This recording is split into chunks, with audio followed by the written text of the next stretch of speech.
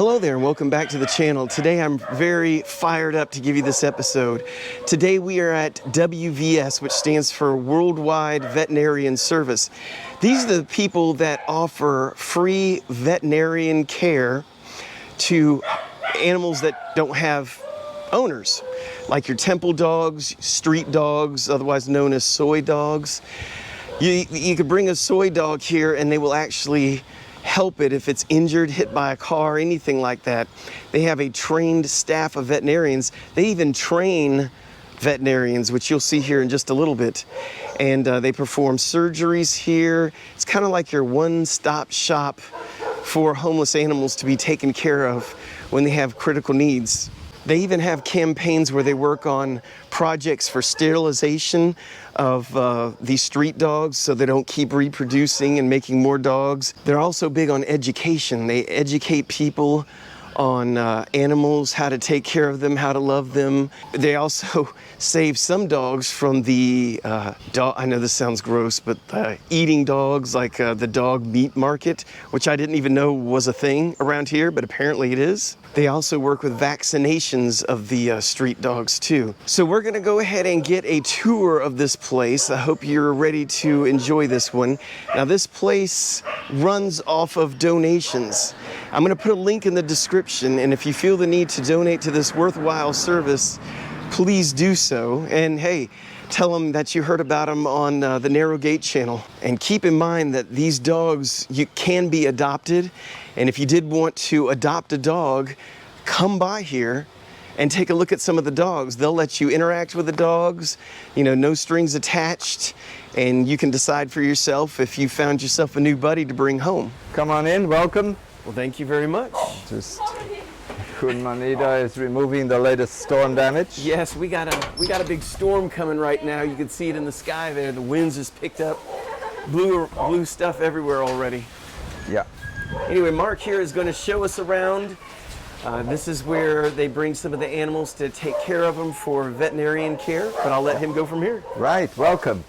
Yes, actually we are in our little free community clinic, and that the purpose of that is to actually help animals that really don't have any access to veterinary care any other way. So we treat, in any given month, we have probably about 60 active cases that we discharge over the year. You know, it amounts to, any given year about 900 animals with medium to severe injuries or illnesses that need to be treated. So that's actually this structure here to my left is our little humble little clinic.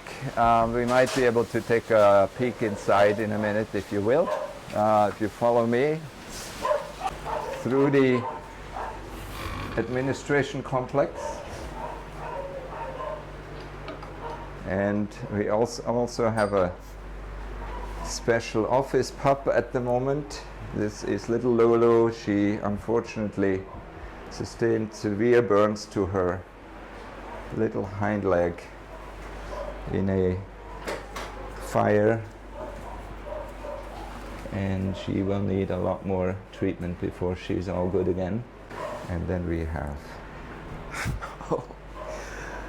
Are you in the cone of shame? Yes, Chucky is in the cone of shame because she needs her ears to heal, and she is not impressed with this, but she's a good girl. Very good girl. Okay, good. So if you look to your to the side here, this is our little. This is basically our triage area where new patients are assessed by our vet on duty, and then we will determine what other treatments they may need, or whether they can be dispatched with a medication and bandages. All right. All right. A dog that is admitted to our facility needs to spend a few days in quarantine. We have an isolation area, which is a kind of a quiet area, so I'm afraid I can't quite take you there. And that's because we still have a lot of communicable, highly infectious diseases among dogs, like distemper and parvovirus, which can spread very rapidly if dogs are not isolated and cleared of that before, you know, they enter the rest of the facility. Moving right along, actually we could stop here for a moment just to say hello to some of our long-term residents. These dogs are not sick, they are actually just mostly older dogs who have been treated at one point but could not return to their place of origin because it was just too dangerous. And so they stayed with us. Some of them stay for a short time and some of them for years. Ringo, come here, say hello, Ringo. Ringo is a good boy, and this is his girlfriend, Lily. Lily actually came from a dog meat truck where I guess the authorities removed her and 80 or 90 other dogs, and then they needed a place to put them, so we actually acquired Lily that way. So who is eating dog meat? Is it people here eat that? It exists to some degree still throughout the region here in Southeast Asia.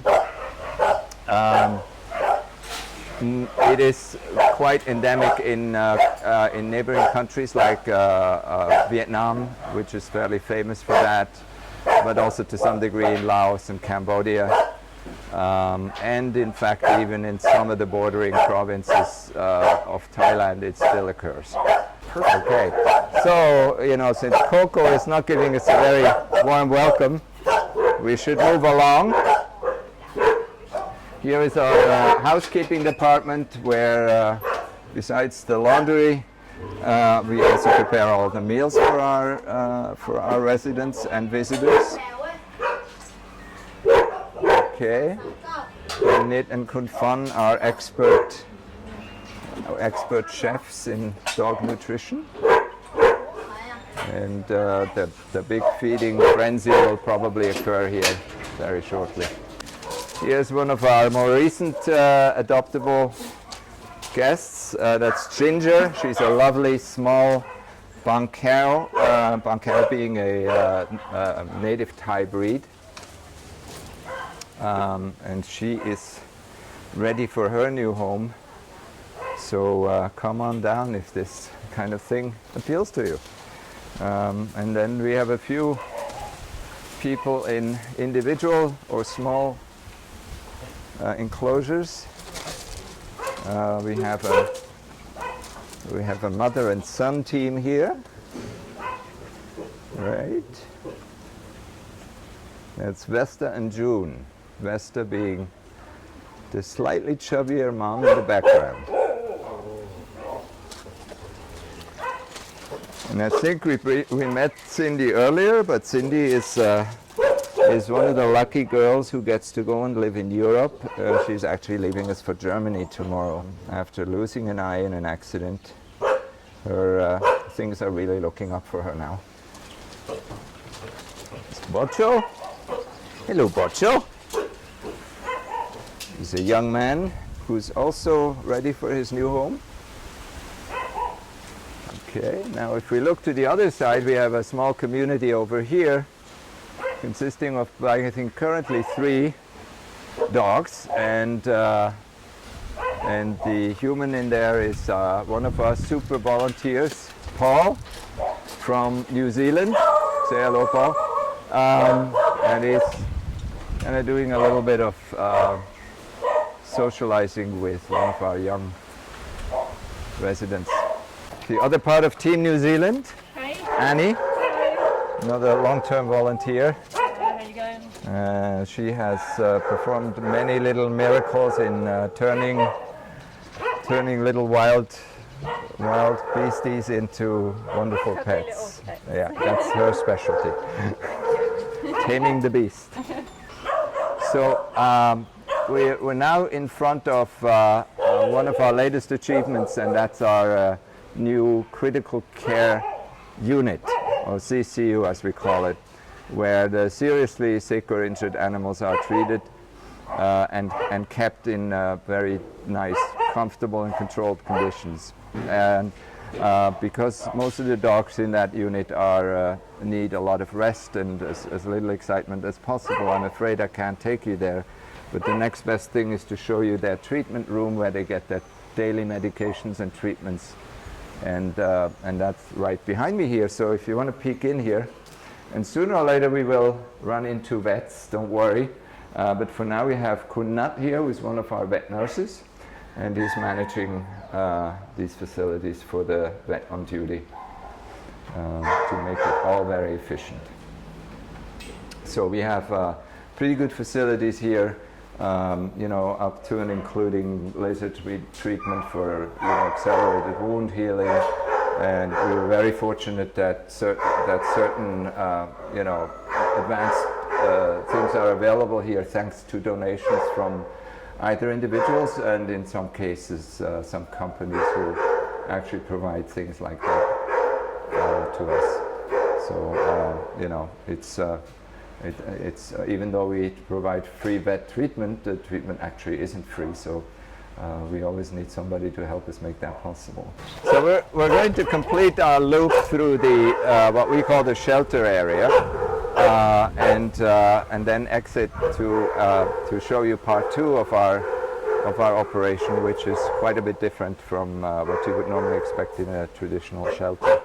Okay, so if you follow me, just a reminder that every little furry face that you see along the way is usually available for adoption, and anybody is welcome to come and meet them, no strings attached, and spend as much time as you want to find your furry friend, okay? This is Rick and the Mountain Gang.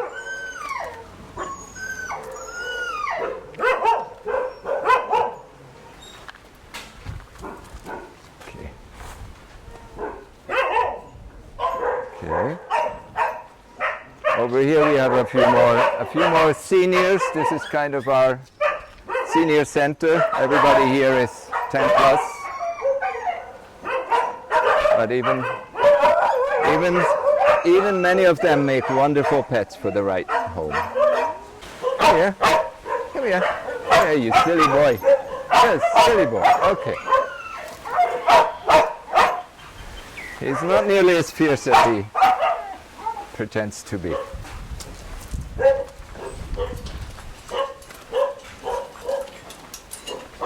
Right, and there's Miss Lulu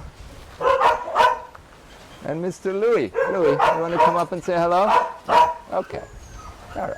There's Lulu. A little bundle of love you are, Lulu. So next, I would like to show you a little bit of the other part, which basically is mostly concerned with high volume sterilization. Animal birth control is very important in our mission to address the problem of overpopulation in a more meaningful, permanent way, as well as the training of young vets in doing these things wherever they live, which is a very active program that we're running here as well. This area basically performs 2 main functions. Number 1, it is a facility that is suited for sterilization procedures on a fairly large-scale basis, and at the same time we use it as a training center as well. And this is kind of organized in a fairly logical way. This is kind of the reception area. Trucks often loaded with dogs from various communities come in here. On my right is the home of the sterilization coordinator, where we generate a temporary identity for every animal that comes in here. That will stay with the animal until it's released. On my left is the holding pens, where dogs are being, is basically a waiting room where the dogs are being cleared for surgery, mostly sterilization surgery. That is, a vet has to come out and basically make sure that all their basic vital functions are normal and that there's no obvious signs of of illness that would prevent them from having the procedure done. In this area here, you will see, hello, there is the wonderful Dr. KT and Dr. Earth, two of our staff veterinarians who also function as instructors. And they are supervising the preparation of a couple of dogs for surgery, which basically just means they're being cleaned up. The surgical area is sterilized and shaved, and they're getting a little bit of a sedative so they don't have any stress before the anesthesia actually kicks in for the surgery. So we have Dr. Malisa and Dr. Katie. Dr. Malisa is clearly preparing for some new surgical adventure, and we will find out eventually what that is. So the three vets that you actually see at the moment are highly trained soft tissue surgeons and are supervising all the procedures. Actually, the last stage of sterilization surgery, of course, like any surgery, there is sort of a recovery period. So this is kind of the recovery room where dogs gradually come out of anesthesia. And because under anesthesia, the body doesn't manage temperature very well, one of the things we do is to keep them warm with a nice blow dryer, and then they get a little bit of maintenance service at the same time. Some of them get a nail trim, some of them get some ticks removed. So we're a full-service facility for stray dogs.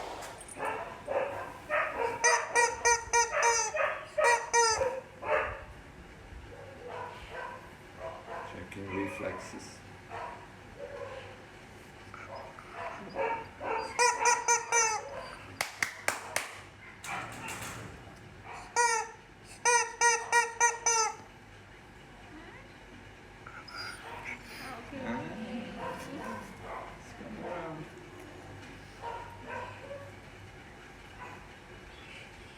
All the dogs will need a little bit of time of recovery, but thanks to the very advanced and minimally invasive surgical procedures that we're using here, that recovery time is actually very short. We release almost all animals after surgery within about 12 to 24 hours. Well, that's all we have for today. I appreciate you watching. Don't forget that if you feel inclined to donate to this worthy cause, there's a link in the description below that goes directly to this place, along with their website and all their other information. If you haven't subscribed, please consider it. And until next time, Kap Kun Kap.